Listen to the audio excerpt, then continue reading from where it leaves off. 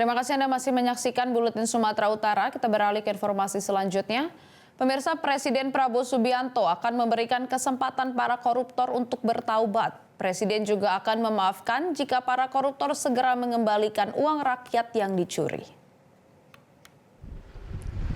Hal tersebut disampaikan Presiden Prabowo Subianto saat berpidato di hadapan mahasiswa Indonesia di Al-Azhar, Mesir. Kepala negara menyebut akan memberi kesempatan para koruptor untuk bertaubat dan mengaku tidak mempermasalahkan jika para koruptor mengembalikan uang dengan sembunyi-sembunyi.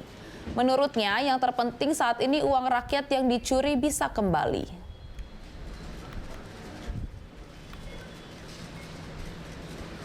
Saya dalam minggu-minggu ini, bulan-bulan ini, saya dalam rangka memberi, apa istilahnya itu? Memberi memberi kesempatan untuk tobat. Hai para koruptor atau yang merasa pernah mencuri dari rakyat, kalau kau kembalikan yang kau curi, ya mungkin kita maafkan. Tapi kembalikan dong. Jelajahi cara baru mendapatkan informasi. Download Metro TV Extend sekarang.